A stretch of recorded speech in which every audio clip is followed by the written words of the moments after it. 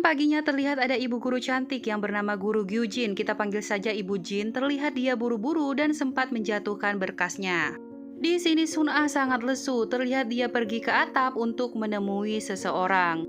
Di sisi lain terlihat Arin sudah mulai berubah dan dia bertekad untuk membuka semua penutup-penutup kaca yang ada di dalam rumahnya.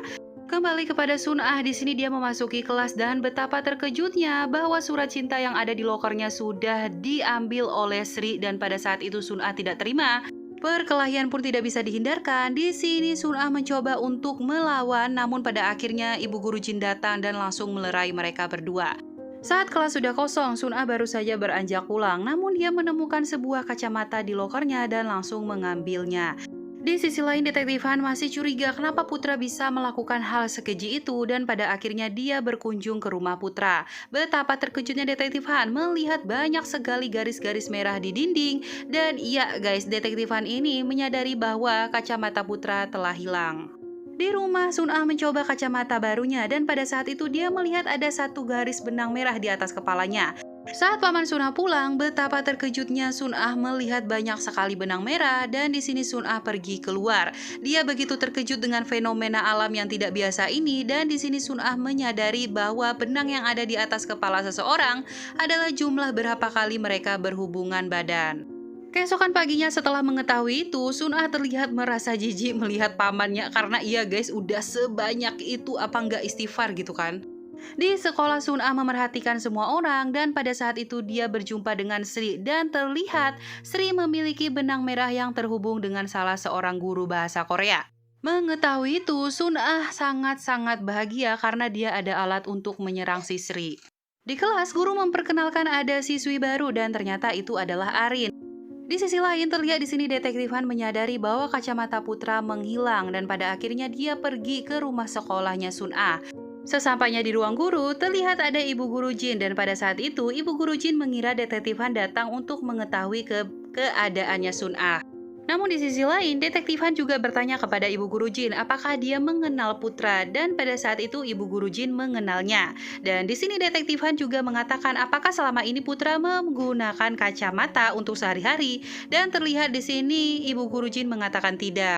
Di sisi lain di atap sekolah lagi-lagi Sun Ah masih dibully, namun di sini dia terlihat bisa melawan dan pada saat itu Sri tidak terima dan dia langsung menendangnya.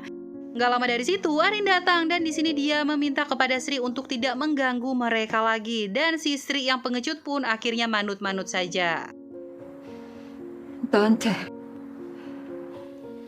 Setelah selesai, di sini Detektif Han berkata ada yang salah dengan kancing baju Ibu Jin. Bisa aja modusnya.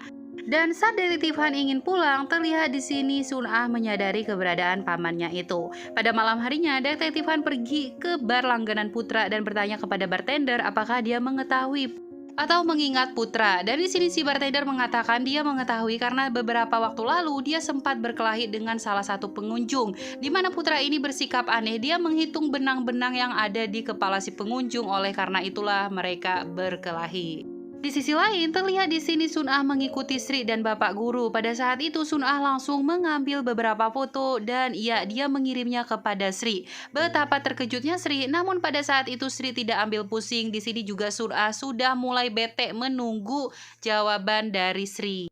Keesokan paginya di sekolah, Bapak dan Ibu Guru bergosip bahwa zaman sekarang banyak sekali Ibu Guru atau Bapak Guru yang mengencani anak muridnya. Dan kebetulan di situ selingkuhannya Sri ada dan betapa panas dadanya dia mendengar semua itu. Tidak lama dari situ, si Bapak Guru juga menerima foto dari Sun Ah dan mengancam untuk memberikannya duit sebesar 20 juta won.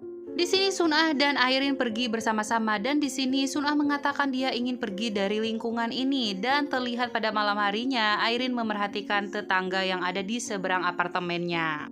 Keesokan harinya di sini Bapak Guru memarahi Sri dan pada akhirnya mereka berjumpa di suatu tempat. Di sini Sri mengatakan bahwa dia diancam oleh Sun Ah dan mengirim beberapa foto mereka berjumpa di malam hari sebelumnya.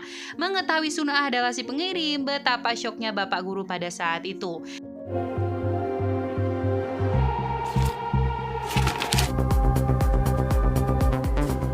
우리가 사귄 거였나?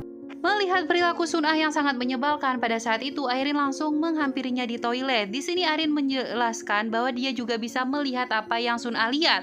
Dan pada saat itu Sun Ah begitu terkejut. Airin juga menjelaskan kepada Sun Ah bahwa Sun Ah tidak boleh semena-mena kepada orang lain karena itu bisa membahayakan orang lain. Dan pada akhirnya ya guys, Sun Ah tidak mendengar dan dia pergi begitu saja.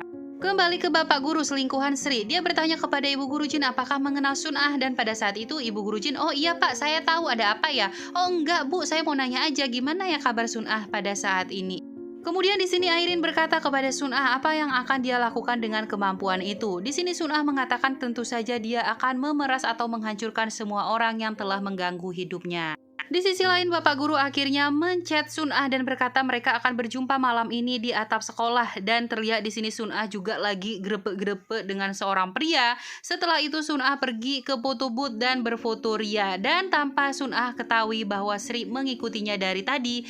Dan tebak guys, ternyata Sri sudah mengetahui rahasia kacamata itu karena dia sempat menguping pembicaraan Sun Ah dan Airin di toilet. Panik mengetahui kacamatanya hilang, di sini Sun Ah langsung berlari mencarinya, dan di sisi lain terlihat Sri menikmati hasil karya yang diciptakan oleh kacamata tersebut.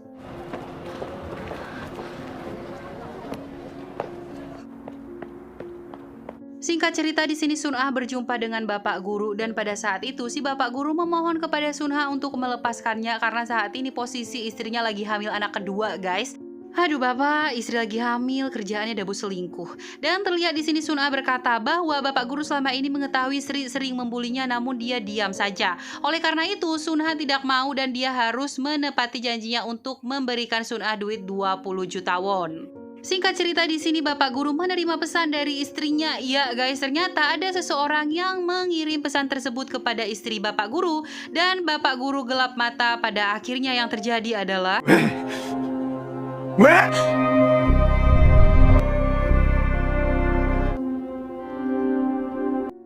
Innalillahi, Sun Ah si tukang peras pun harus berakhir tragis dan gak tahu apakah dia masih hidup atau sudah meninggal dunia. Dan episode 2 pun sudah berakhir, kita lanjut lagi episode 3 di minggu depan. Oke guys, see you next video, bye-bye.